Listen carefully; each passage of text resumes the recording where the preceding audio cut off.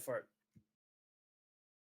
Hello, everybody, and welcome to the Extravagantly Reoccurring Power Half Hour Smells Like Tuesday edition. I am your host, Tyler Holland, and as always with me, we have co-host Tyler Twombly. What up? And co-host Lane Daughtry. What's up? Welcome to 1998.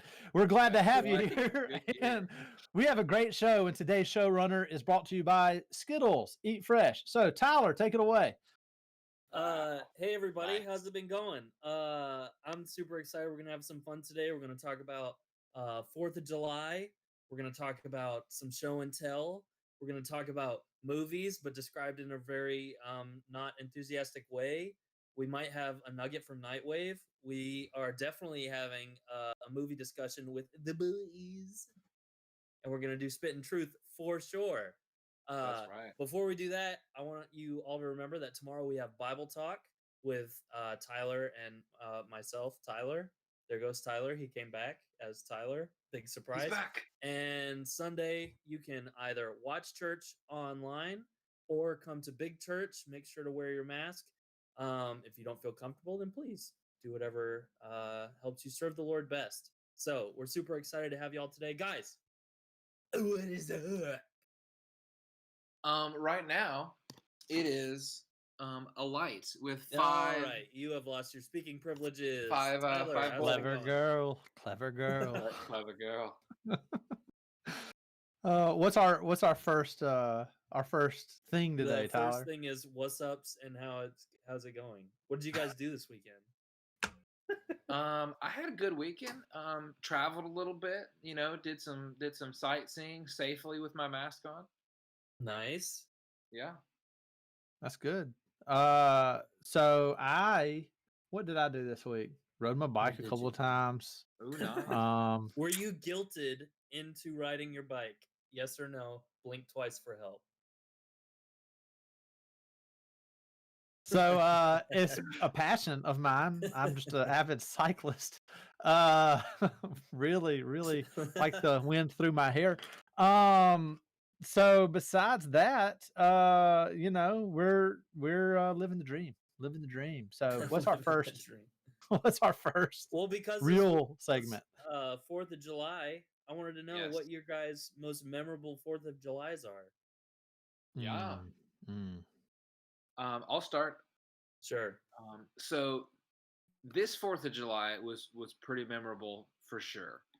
Our original plan was my roommate Jess and I were going to go to Six Flags, but that fell through. But we did something equally as fun, equally as exciting. We went to the Tennessee Aquarium in Chattanooga. We went to Sticky Fingers Barbecue for lunch. What's the beforehand. best fish in that aquarium? The best fish in that aquarium, there's a Vietnamese catfish that's pretty plump, and it's pretty awesome. It's a big boy. Catch it? But the otter exhibit is just spot on. I love otters. Good stuff. Otters are pretty legit. So I guess this 4th of July was pretty memorable for me because, you know, it happened most recently, so I can remember it the best. Okay. I mean, you're on a Great roll. answer. Holland, do you have a most memorable 4th of July? Boy, do I. The year? Well, let's see. Carry the It was two. September 2008. The year was 2006. I was a counselor at a camp called Kanakuk.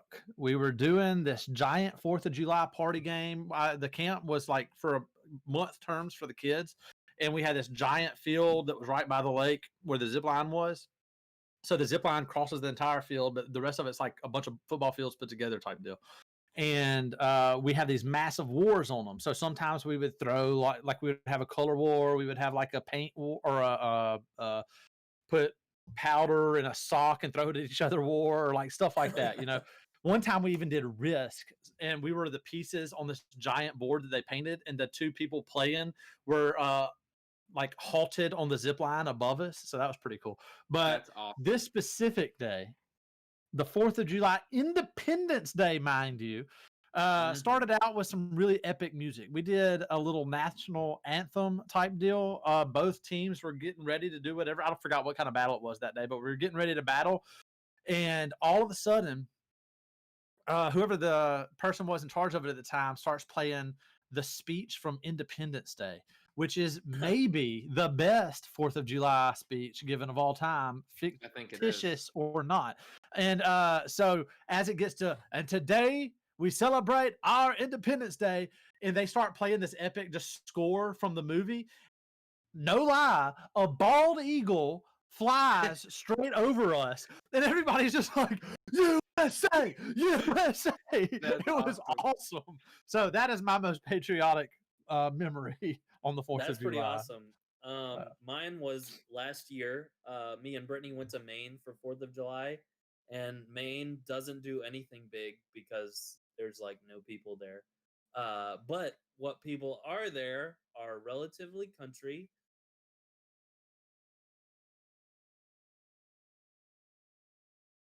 You dropped out, Tyler. We don't hear anything you're saying.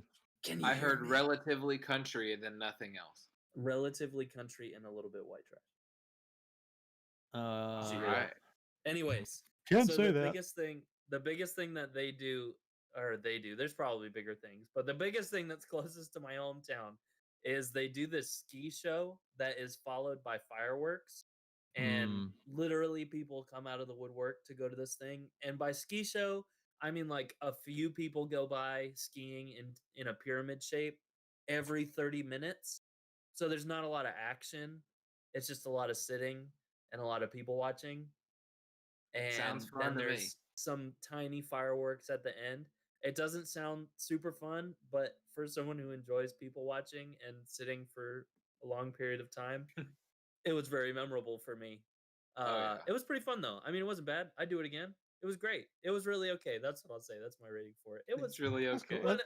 That's like what we used to do, just without the sacrifice. So that's cool. Yeah. It was definitely 1 out of 2 stars. All right, the next thing we're gonna do, we're gonna have a show and tell. Holland, do you have a show and tell for us?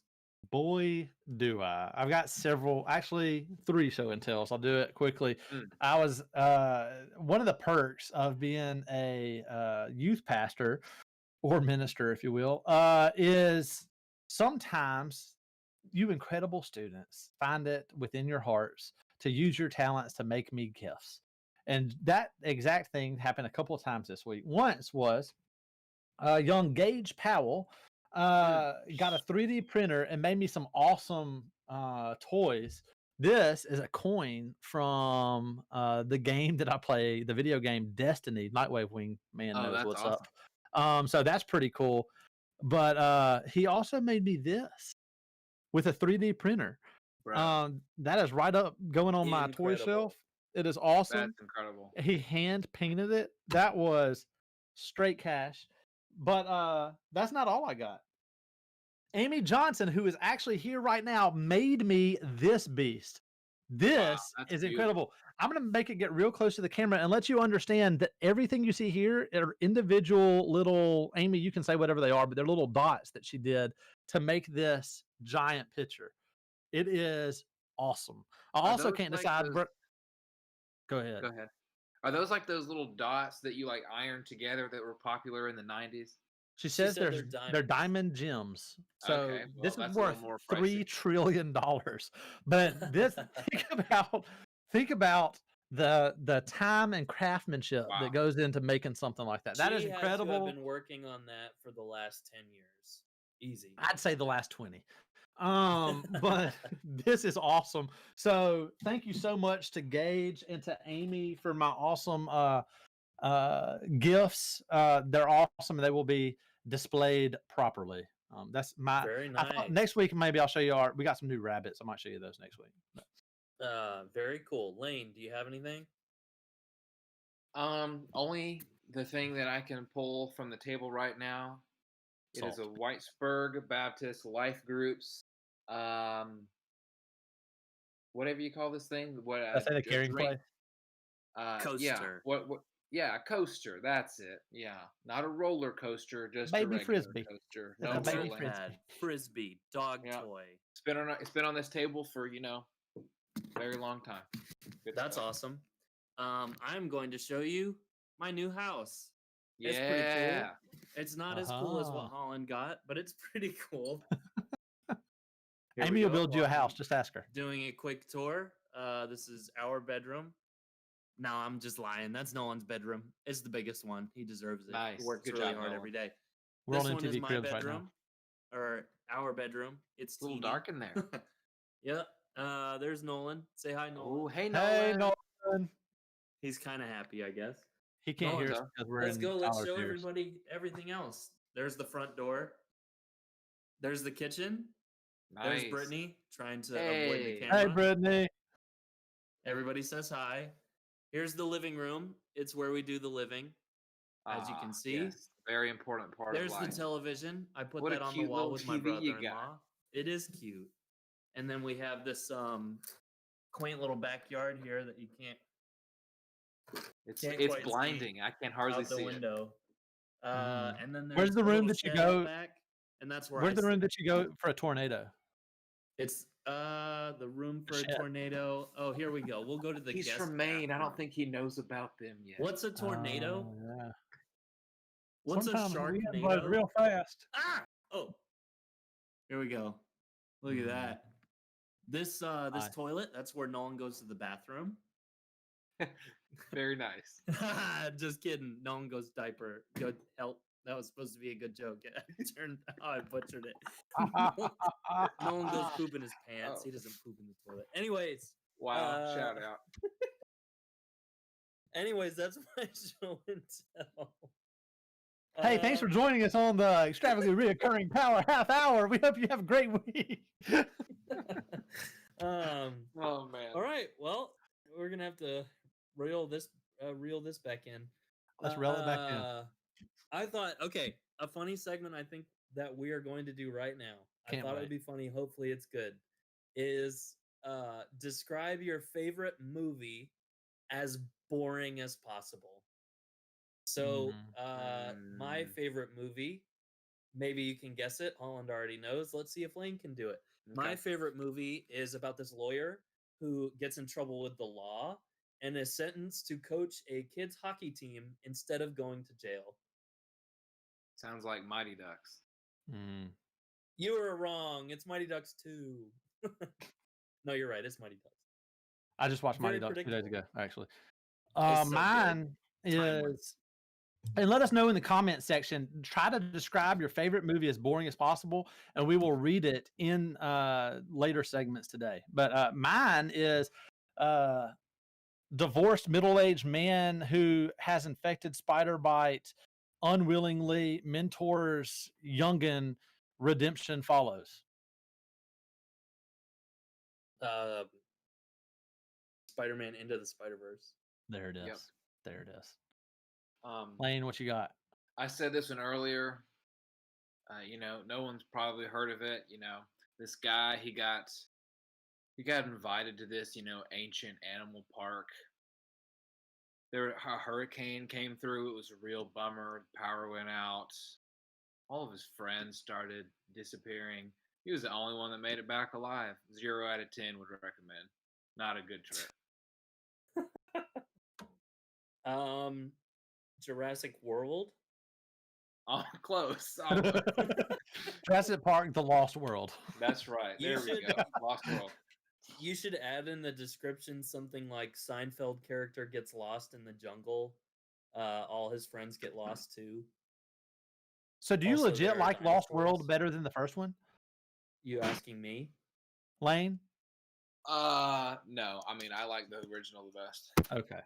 I was just making sure. I enjoy Lost World. I think it's goofy, but I had toys. I mean, I have toys of everything, but I had toys based on it. But I like the first movie. The first movie is one of the first movies I ever remember watching because my feet didn't even hit the ground, and I jumped in the back of the chair when the T-Rex roared, and kind of the chair squished me. But Amy did a really good one. I don't know if I can guess it. She said the girl doesn't like her mom, and she thinks her mom, and she makes her mom a bear. Then they are best friends. That's brave. Oh, That that's is right. brave of you to say that, Amy. We appreciate you commenting in front of all these people. But what do you think the movie could be? Yes. Nightwave said, "Hurricane came, devastation reigned. The man saw his future dripping down the drain." I think he was just referencing lanes. Is that Does anybody else have one? The Perfect Storm? I'm sure Musatelli has one. All right. Well, let's move on to the next. boring. Let's move on to the next segment, and if somebody else posts something, then we'll read it. This is a particularly good one. Lane, why don't you tell us what your segment is? Yeah, my segment, we just need some cheer. We need some joy. And not only we need cheer, we need a specific kind of cheer. We need some holiday Christmas cheer today. So what I'm proposing for us is we discuss Christmas in July, top number 1 Christmas movies, and give a good description of why you enjoy it. I'm brainstorming right now. Tyler, do you have yours already? Yeah. Okay, you go, and I'll come after you. Well, I mean, it's a Christmas classic, and to be honest, it's maybe the best one in the last 15 years. It's definitely the modern classic. There used to be a lot more older Christmas movies. I feel like there were a lot more made yearly, and they were all pretty good, pretty classic, and there haven't really been any made recently. It's Elf, easily. Elf, 10 out of 10, 2 out of 2 stars. It's Elf. Elf is a good one. So do you count? Elf is great. Yeah, it's good. Do you count? Well, it doesn't matter. I'm going to count it. I'm going to count it right now. There's one movie where they're traveling for the holidays. I think it's for the holidays. I need to fact check this, but they're traveling for the holidays. A family is from the States to England. The only reason I think this might be during Christmas time is because it's there's snow. Maybe it's not. But it turns out that this middle-aged grumpy man who is driven by success and is shorting his time with his family is the Pan. That's right. He's Peter Pan in the movie's Hook. Is it Christmas time when they go to England? I'm not sure. It's been we're gonna call it. We're gonna call it Christmas time. Christmas in Hook. I know you're on the edge of your seat, viewers. So mine. Someone wrote an article that says, "Move over, Die Hard. Hook is my favorite Christmas movie." I'll take that as a yes. Sounds good. Hook's my answer. Easy answer. Yep. Rufio, rest in peace. So mine's a classic of all Christmas classics, and I didn't think I was going to get as much flack as I did. I'm looking at you, Nightwave. But it is the one, the only, Kevin McAllister, Home Alone. That's a good one. The wet bandits come to get him, and he sets a devious trap for them, and everyone has a good time, including the audience. Yeah, wonderful choice. I commend you. That is a good answer. Holland, what one would you do if it's specifically about Christmas?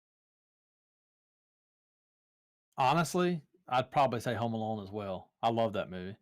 I had a regular Nintendo version or game based on that movie where you were the wet bandits and flooded people's house. It was awesome. So Home Alone 2, Lost in New York, is also a fantastic. That bird lady was crazy, man. Yeah. The bird lady was insane.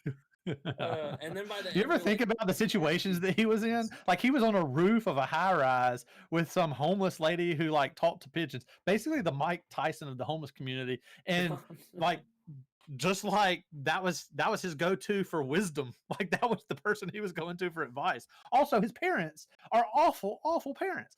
But yeah, great movie. John Musatelli said, "I wanted to be a thief until I got to college." When he became one. Inspiring talk. That's then an he found Jesus. Would you be a wet bandit or a sticky bandit? That's the question. I've not always been saved.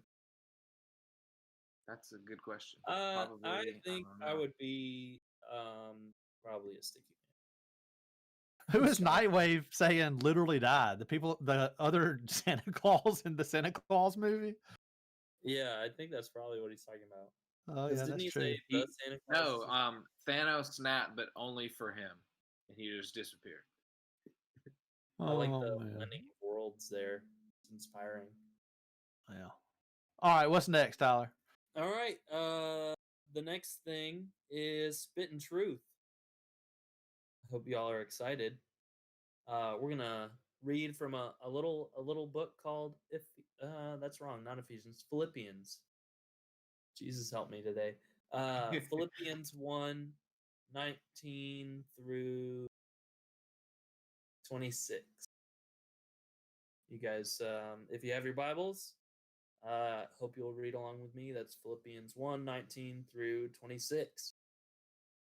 Yes, and I will rejoice, for I know that through your prayers and the help of the Spirit of Jesus Christ, this will turn out for my deliverance, as it is my eager expectation and hope that I will not be at all ashamed, but that with full courage, now as always, Christ will be honored in my body, whether by life or by death. For to me, to live is Christ, and to die is gain. If I am to live in the flesh, that means fruitful labor for me. Yet which I shall choose, I cannot tell. I am hard pressed between the two. My desire is to depart and be with Christ, for that is far better, but to remain in the flesh is more necessary on your account. Convinced of this, I know that I will remain and continue with you all for your progress and joy in the faith, so that in me you may have ample cause to glory in Christ Jesus because of my coming to you again. This is one of my favorite sections in the Bible. Because it's that specific quote from 21 that says, "For me to live is Christ and to die is gain." I think for most of us, especially in our current context, most people would say to live is gain and to die is Christ. So when you die, you go see Jesus. If you're living, you can kind of do whatever you want. You can live kind of freely. You get to pursue earthly pleasures, and you still can like follow Jesus, but it's maybe kind of a vague thing. Paul is so wrapped up in his faith, so desiring to follow Jesus, that he says the opposite. He says, "For me to live is Christ and to die is gain." So he has this understanding that living now is of greater service because he gets to encourage the people around him. And that if he were to go to heaven and be with Jesus while he's happy there, it's almost more selfish for him because there he's resting in the presence of his Savior. But now there is work to be done, and there's people to care for and the gospel to proclaim. So for you guys today, I know that we're going through a really hard time through this epidemic. I know that it's hard to figure out what our purpose is, how we can live our lives the way that we thought we could, and maybe there's even anxiety about life and about the situations that we're in. But I hope that this verse encourages you to realize that whatever situation of life that you're in, God has you there for a reason, not to live a self-centered life, but to live in such a way that it encourages others and brings joy in their own faith by the way that you live. You're in where you are for a reason, so you can serve Jesus, not just so you can grow and kind of get to do what you want to do. But your ultimate life goal, my life goal, is to love and serve Jesus and to encourage those to following Jesus, and that it's better for me to know that it's better for me to live that life because it encourages others and it glorifies God that way than only if I were just with Jesus. Any adding thoughts for you guys? Thing that I've always thought about this verse is like we always hear the term either in scripture or just talking amongst each other, having a Christ-like attitude. So when I think of this, that when he says to live is Christ, that's what I think of: living with a Christ-like attitude, living as Christ would live, and having Yeah, Christ live through us. yeah, I bet a lot of y'all, or maybe some of you, have noticed that the musical Hamilton is on Disney Plus now. And I watched it. I've listened to that a bajillion times. I watched it right when it came out, and with the fam. And there's a song near the middle of it. That's one of my favorite songs in it, and it's "The World Turned Upside Down." It's right after the Battle of 1812, and the white flag has been waved by the British, and Hamilton says, "I heard the song that they're singing because the world is different now." And it's all about, it says, the world turned upside down. The whole idea is everything's different. Everything's flip flop from how it used to be. Where America was once subject to England, they were now subject to no one. Like everything had changed, and more than any other thing or event or anything in human history, the world turns upside down whenever you have a relationship with Jesus. Like instead of living for yourself, you live for Jesus. Instead of you being the king or queen of your life, Jesus is the king of your life. Instead of living selfishly, you're living selflessly, because that's what we're called to do. And it's the same thing as, instead of living to get everything you can in this life, to succeed as much as possible, to get as much money, to get as much stuff, to have as much power, as much whatever in this life, you're living with the end goal of one day I'm going to be in heaven forever and ever and ever. So that means that everything else here doesn't measure up to that, but prepares for that. And I get to go and tell other people that they get to be a part of that too. So it's just like that passage reminds me of the world turned upside down. So like, has your world turned upside down since you got saved? Have you completely 180'd? Have you said, I'm going to live a life that's trying to be holy like God is holy? Am I going to live a life marked by Jesus? Or do you say you're a Christian and your world looks the exact same as everybody else's? Like, that's something that we all have to figure out, right? Yeah, Absolutely. yeah.